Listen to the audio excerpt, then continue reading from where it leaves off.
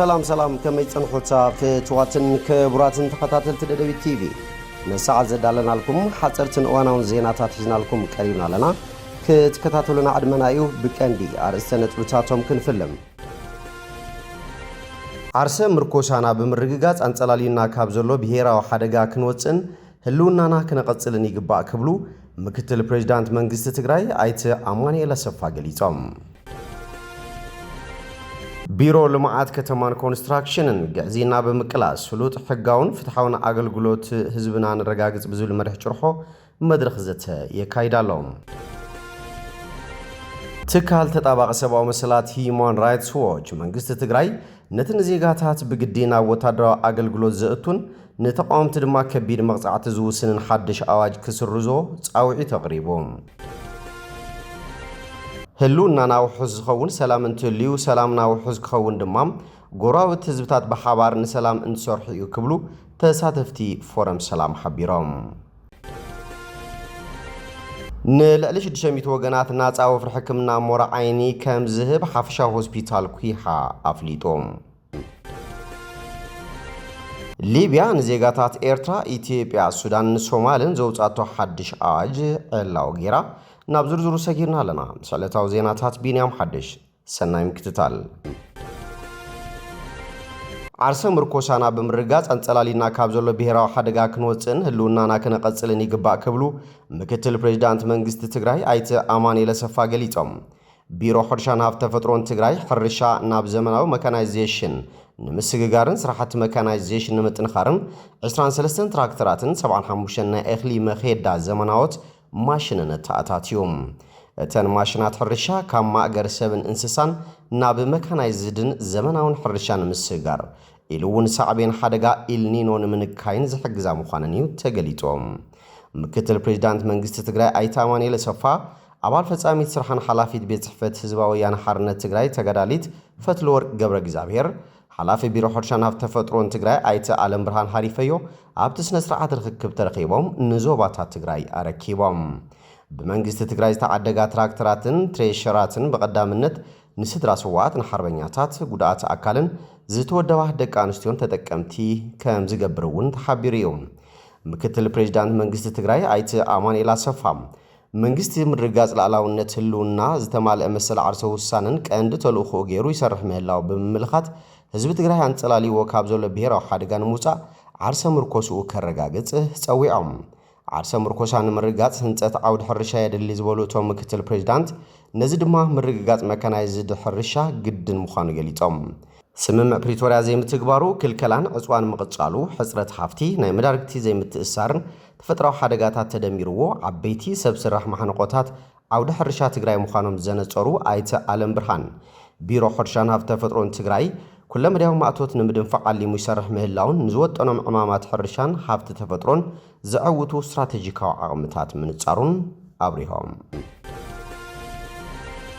ቢሮ ልማዓት ከተማን ኮንስትራክሽን ገዚና በመቅላስ ስሉጥ ሕጋውን ፍትሐውን አገልግሎት ህዝብና ንረጋግጽ ብዙል መርህ ጭርሖ መድረኽ ዘተየ ካይደሎም ዓላማት መድረኽ ዝተጀመረ ምን ንቕናቕ ቃልሲ ጸረ ገዚናን ብልሹ አሰራርሓን ንምቕራፍን አገልግሎት ንምምሓሽን ምዝምልከቶም አካላት ንምዝታይ ከም ዝኾነ ተገሊጾም ኣብቲ መድረኽ 30 መምሕዳር ከተማታት ዞባ መቐለን 7 ክፍለ ከተማ መቐለን ይሳተፋ ከም ዘለዋ ድማ ንምፍላጥ ተኻኢሉሎም ትካል ተጣባቂ ሰብአዊ መሰላት ሂዩማን ራይትስ ዎች መንግስት ትግራይ ነትን ዜጋታት በግዲ ናብ ወታደራዊ አገልግሎት ዘእቱን ተቃውምቲ ድማ ከቢድ መቅጻዕቲ ዝውስንን ሓድሽ ኣዋጅ ክስርዞ ጻውዒ ተቕሪቦም ተጋሩ ገና ካብ በሰላታት እቲ ያዕናዊ ኩናት 2 ዓመት ኣይሓወይን ዘለው ክትብል ዝገለጸት ኣብ ትካል ሂዩማን ራይትስ ዎች ምክትል ዳይሬክተር አፍሪካ ዝኾነት ላቲሻ ባደር ሰበስልጣን ትግራይ ነቲ ዘሎ ፖለቲካዊ ውጥረት ንምፍታሕ ንሲቪላውያን በግዲ ናብ ወታደራዊ አገልግሎት ብምእታውን ነዚ ተግባር ንዝነቕፉ ብምቕጻዕን ክኸውን እየብሉን ኢላ መንግስት ትግራይ ፌደራላዊ መንግስቲ በጀት ትግራይ መሃያ ሰራሕተኛታት መንግስትን ብምኽላእ ከምውን ዕድመ ስልጣን እቲ ግዝያዊ ምሕዳርን ፕሬዝዳንቱን በይናዊ ብዝኾነ መንገዲ ብምንዋሕ ንሓድሽ ዕጥቃዊ ግጭት ይለዓል ኣሎ ክብል ከም ዝኸሰሰ ዝፍለጥ እዩ በዚ ምኽንያት እቲ ኣዋጅ ድሕነት ህዝብን ትግራይ ንምሕላው ጥዕንኦምን ዕድመኦም ዝፈቐደሎም ዜጋታት ግዴቶኦም ክዋፁ ዝዓለመ ምዃኑን እዚ ድማ ናይ ህላዊ ጉዳይ ምዃኑን ብወገን ትግራይ ዝወሃብ መርትዖ እዩ ይኹን እምበር ሂዩማን ራይትስ ዎች እቲ ሓድሽ ኣዋጅ ዘይንጹርን ተመዝማዝነት ክፉት ዝኾነ ሰፊሕ ትርጉም ዝህብን ቋንቋ ዝተጠቐመ ምዃኑ ብምግላጽ ብትሪ ነቒፎም ብመሰረት ጸብጻብ ትካላት ሰብኣዊ መሰላት ሰበስልጣንን ሓይልታት ጸጥታ ትግራይን ኣባላት ሓይልታት ትግራይን ዝኾኑ ናብ ኣሃዱታቶም ክምለሱ ይእዘዙ ከም ዘለውን ገዛ እናዞሩ ድማ ትሕቲ ዕድመ ዝርከብዎም ዜጋታት ብግዲ ይምልምሉ ከም ዘለውን እቲ ትካል ሓቢሮም ካብቲ ወታደራዊ ምልመላ ንዘምለጡ መናእስያት ስድራ ቤቶምን ደቆምን ብሓይልታት ጸጥታ ይቕጽዑ ከም ዘለዉ በዚ ዝተረበሹ ዜጋታት ድማ ነቲ ግዱድ ምልመላ ስግኣት ሓድሽ ኩናትን ብምፍራሕ ካብ ትግራይ ይሃድሙ ከም ዘለዉ እቲ ጸብጻብ ኣረድዮም ኣብ ዝሓለፈ ሰሙን ነዚ ኣብ ትግራይ ክካየድ ጸንሐ ግፋን ማእሰርትን ዝምልከት ቢቢሲ ጸብጻብ ዘርጊሑ ምንባሩ ይዝከር ብመሰረት ትካል ሰብኣዊ መሰላት ዝረኣዮ ኣዋጅ እስትራቴጂያዊ ናውቲ ምክልኻልን ዘበላሹ ንሰላምን ጸጥታን ትግራይ ኣብ ሓደጋን ዘውድቕ ምጸላእን ዝተሓባበር ወይ ንሓድነትን ግዛኣትን ትግራይ ንዘፍርስ ዜግነቱ ብዘየገድስ ብሞት ይቕጻዕ በዚ ድማ እቲ ትካል መቕጻዕቲ ሞት ብዝኾነ ይኹን ኩነታት ከም ዝቃወሞ ኣዘኻኺሩሎም ብተወሳኺ እቲ ኣዋጅ ነቲ ወታደራዊ ክተት ንዝነቕፉን ተቃውሞን ዘላዓዕሉን ክሳብ 25 ዓመት ዝበጽሕ ማእሰርቲ ይውስን ካብ ወታደራዊ ኣገልግሎት ንዝሃድሙ ወይ ጻውዒት ንዘየኽብሩ ወይ ድማ ንኽሃድሙ ዝተሓባበሩ ክሳብ 50,000 ብር መቕጻዕቲ የንብር ትካል ሰብኣዊ መሰላት ሂማን ራይትስ ዎች ኣብ መደምደምታ ጸብጻቡ ሕብረት ኣፍሪካ ኬንያ ደቡብ ኣፍሪካ ኣሜሪካን ሕብረት ኣውሮፓን ኣብ ልዕሊ ሰበስልጣን ትግራይ ጸቕጢ ብምግባር ነቲ ናይ ግዲ ወታደራዊ ምልመላ ደው ከብሉን ነቲ ኣዋጅ ክስርዝዎን ጻውዒት ኣቕሪቦም እቲ ንትግበራ ስምዕ ፕሪቶርያ ምፍታሕ ዕጥቅን ሓለዋ ሲቪላውያንን ሓዊሱ ክከታተል ዝቆመ መካኒዝም ሕብረት ኣፍሪካ እውን ነዚ ጉዳይ ብህጹጽ መርሚሩ ብግህዶ ጸብጻብ ክቐርብ ተማሕጺኑሎም ህልውናና ውሑስ ዝኸውን ሰላም እንትህልዩ ሰላምና ውሑስ ክኸውን ድማ ጎረባብቲ ህዝብታት ብሓባር ንሰላም እንትሰርሑ እዩ ክብሉ ተሳተፍቲ ፎረም ሰላም ሓቢሮም ዘተኣማምን ሰላምን ጸጥታን ብምውሓስ ህዝቢ ነንባዕሉ ዝደጋገፈሉን ዝተሓጋገዘሉን ምቹው ኩነታት ንምፍጣር ርክብ ህዝቢ ንምጥንኻር ዓሊሙ ኣብ ከተማ ኣላማጣ ወከልቲ ጎረባብቲ ህዝብታት ትግራይ ኣምሓራ ኣገውን ዓፋርን ዝተሳተፍሉ ፎረም ሰላም ይካየድ ኣብ ዘሎ እዋን እዩ ነዚ ዝተገለጸ ኣብ ቀረባ እዋን ካብ ወረርቲ ሓይልታት ሓራ ዝወፀት ከተማ ኣላማጣ ሰላም ንምውሓስን ቁጣዊ ምንቅስቃሳ ናብ ንቡር ንምምላስን ምስ ጎረባብቲ ህዝብታት ጸጥታውን ንግዳውን ማሕበራውን ምትእስሳር እናተኻየደ ዘሎ ኮይኑ ዝያዳ ንምጥንኻር ድማ ወከልቲ ህዝብታት ትግራይን ኣምሓራን ከምኡውን ኣገውን ዓፋርን ዝተሳተፍሉ ፎረም ሰላምን ሓድነታዊ ምትእስሳርን ይካየድ ኣሎ ኣብቲ መድረኽ ንህዝቢ ትግራይ ወኪሎም ዘረባ ዘስምዑ ኣይተ ገብረ ኣብ ዝገሓጎስ ኣብ ዝሓለፈ ዓመታት ፖለቲከኛታትን ካልኦት በለጸኛታትን ብዝነዝሕዎ ናይ ጽልኢ ወረ ኣብ ልዕሊ ህዝቢ ትግራይ ታሪኽ ይቕረ ዘይብሎ በደልን ግፍዕን ተፈጺሙ ኢሎም ሕጂ እውን እቲ በደል መልክዑ ቀይሩ ይቕጽል ኣሎ ዝበሉ ኮይኖም እዚ ጠጠው ክብልን ሰላምና ውሑስ ክኸውንን ድማ ከም ህዝቢ ብሓባር ክንቃወሙን ኣብ መንጎና ዘይነበረ ኣፈላላይ ፈጢሮም ጎንፂ ክፈጥሩ ዝደልዩ በለጸኛታት እውን ብሓድነት ክንቃለሶምን ይግባእ ክብሉ ተዛሪቦም ህዝቢ ኣምሓራ ወኪሎም ሓሳብ ዘቕረቡ ኢንጂነር ዳኘ ዘሚካኤል እውን ንዘመናት ሓድነቱ ኣኽቢሩ ነንባዕሉ እናተደጋገፈን እናተሓጋገዘን ዝነበረ ህዝብና ናብ ንቡር ሰላሙን ምምላስ ብዕቱብ ክንሰርሓሉ ይግባእ ክብሉ ገሊጾም እቲ ዋዕላ ድማ ብፖለቲከኛታት ተቋሪጹ ዝጸንሐ ሰላማዊ ርክብ ህዝቢ ብምጥንኻር ውሑስ ሰላም ንምፍጣር ዝዓለመ ምዃኑ ኣረጋጊጾም ኢንጂነር ዳኘ ህልውናና ውሑስ ዝኸውን ሰላም እንትህልዩ ሰላምና ውሑስ ክኸውን ድማ ብሓባር ንሰላም እንትንሰርሕ ዝበሉ ህዝቢ ዓፋር ወኪሎም ዝተረኸቡ ኣይተ ኣሕመድ መሐመድ ሰላምና ውሑስ ክኸውን ርክብ ህዝቢ ንህዝቢ ልዕሊ ዝኾነ ይኹን እዋን ምጥንኻር ከም ዘድልዮ ገሊጾም ተሳተፍቲ መድረኽ ኣብ ዘስምዕዎ ዘረባ ድማ ንዘመናት ተኸባቢሩን ተኻኢሉን ብሓድነት ዝነብር ዝነበረ ደላይ ሰላም ህዝቢ በለጸኛታት ብዝፈጠርዎ በለካ ለኸዓካ ናይ ጥፍኣት ተረኽን ወረን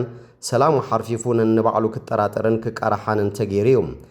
እዚ ርክብ ምጅማሩ ድማ ኣብ መንጎ ህዝብታት ዝነበረ ንቡር ሰላም ምሕዝነት ምክኣልን ብምጥንኻር ሰላም ብምዝራግ መሳርሒ ጥፍኣት ክገብር ዝደሊ ከም ህዝቢ ንምቅላስ ዝሕግዝ ምዃኑ ብምሕባር ተስፋ ደሌት ሰላም ክልብልም ዝገብር ዘሎ መድረኽ ፎረም ሰላም ተጠናኺሩ ክቕጽል ከም ዝግባእ ሓቢሮም ቅድሚ 2 ዓመታት ብውስናት ጉዱሳት ወከልቲ ህዝቢ ከም ዝተጀመረ ዝግለጸሉ እቲ ፎረም ብህዝቢ ዝለዓለ ተቐባልነት ረኺቡ ብዝያዳ ይጠናኸር ከም ዘሎ ድማ ኣብቲ እዋን ተገሊጹ እዩ ንልዕሊ 600 ወገናት ናፃ ወፍሪ ሕክምና ሞራ ዓይኒ ክወሃብ ብምዃኑ ሓፈሻዊ ሆስፒታል ኩሓ ኣፍሊጦም ሓፈሻ ሆስፒታል ኩሓ ካብ ሰነ 27 ክሳብ ሓምለ 1 2018 ዓ.ም ንልዕሊ 600 ወገናት ናፃ ወፍሪ ሕክምና ሞራ ዓይኒ ከም ዝህብ ኣፍሊጡሎም ዋና ካይደ ስራሕ ሓፈሻ ሆስፒታል ኩሓ ኣይተ መረሳ ገብረ ስላሰ ኣብ ዞባታት ማእኸል ምብራቕን ደቡብ ምብራቕን ትግራይ ብሶማያ ተመርሚሮም ሞራ ዓይነ ለዎም ዝተባሃሉን ካብሎ ማዓንቲ ጀሚሩ ብሚድያን ካልኦትን ዝሰምዑ ወገናትን ኣብ ሓፈሻ ሆስፒታል ዓብይ ዓዲ ንምሃብ ቅድመ ምድላዋት ተወጊኑ ከም ዘሎ ገሊጾም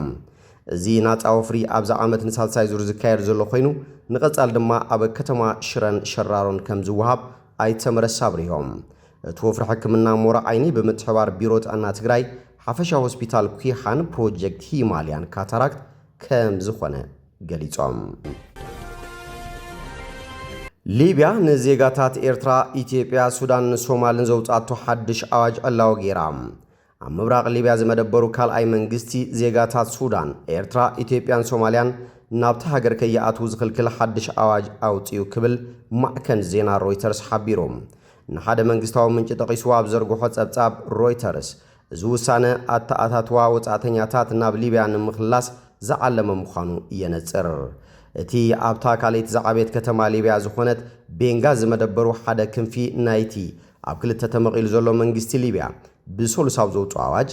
ዜጋታት ኤርትራ ሱዳን ኢትዮጵያን ሶማልያን ብኩሉ ናይ መሬት ባሕርን ኣየርን መዓፁ ናብ ግዝኣት ሊብያ ምእታው ተኸልኪሎም ኣለዉ ይብል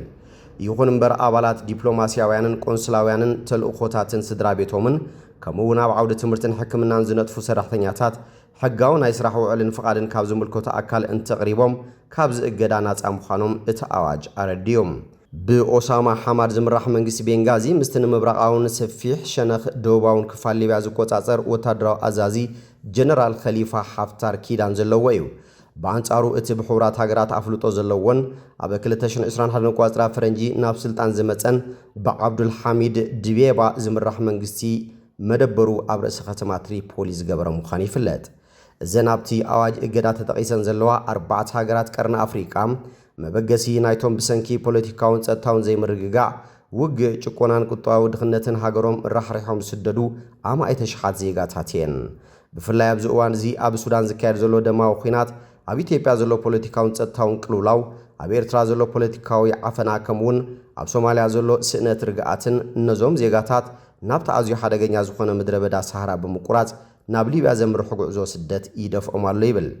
ሊብያ ድሕሪ ውድቀት ማዕመር ቃዛፊ ኣብ 2011 ብሰንኪ ስእነት ማእኸላይ መንግስቲ መተሓላለፊት መስመር ናይቶም ብማእኸላይ ባሕሪ ወይ ከዓ ሜዲተራንያን ኣቢሎም ናብ ኣውሮፓ ክሰግሩ ዝደልዩ ስደተኛታት ኮይና ጸኒሓ እያ እቲ ንኣውሮፓ ዝግበር ጉዕዞ ግን ብቐሊሉ ዝብፅሕ ኣይኮነን እዞም ካብ ቀርኒ ኣፍሪቃ ዝነቕሉ ስደተኛታት ኣብ ሊብያ ምስ በጽሑ መብዛሕትኡ ግዜ ኣብ ኢድ ኣሰጋገርቲ ብምውዳቕ መጭወይቲ ስቅያት ጾታዊ ዓመፅን ግዱድ ስራሕን የጋጥሞም መብዛሕትኦም ኣብ ኣዝዩ ዘስካሕክሕ ሰብኣዊ ኩነታት ዘለዎ መዳጎኒ ደንበታት ይእሰሩ ንስድራ ቤቶም ብምፍራሕ ከቢድ ገንዘባዊ ክፍሊት ክኸፍሉ ይግደዱ ሕብራት ሃገራት ኣብ መጀመርታ ዝዓመት ዘውፅኦ መረዳእታ ከም ዘመላኸቶ ኣብዚ እዋን ኣብታ ብኹናት ዝዓነወት ሰሜናዊት ኣፍሪቃዊት ሃገረ ሊብያ ልዕሊ 900,000 ስደተኛታት ይርከቡ እዚ ብመንግስቲ ምብራቕ ሊብያ ዝወፀ ሓድሽ እገዳ ነቶም ካብ ኩነታት ሃገሮም ንምምላጥ ዘምርሑ ስደተኛታት ዝያዳ ናብ ኢድ ሕጋውያን ኣሰጋገርቲ ከም ዝወድቁ ክገብሮምን ንሓደጋታት ከም ዘቃልዖምን ነቲ ድሮ ተሓላላኺ ኮይኑ ዘሎ ጸገም ስደተኛታት ድማ ዝያዳ ከም ዘጋድዶን ይግመት ዜጋታት እዘን ሃገራት ብሕጋዊ መንገዲ ናብቲ ሃገር ምእታው ብምኽልካሉ እቲ ዘይሕጋዊ መስመር ስግረዶብ ዝያዳ ክስፋሕፋሕ ምዃኑ ድማ ሩድኡ ይብሉ ተንተንቲ ባርከስ ፍትዋትን ክቡራትን ተኸታተልቲ ደደቢት ቲቪ ነሳዕ ዘዳልናልኩም ዜናታት ነዚኦም ይመስሉ ስለትምክታልኩም ኣመስግና ካልኦት ሳብ ንራኸብ ሰሰናይናኹም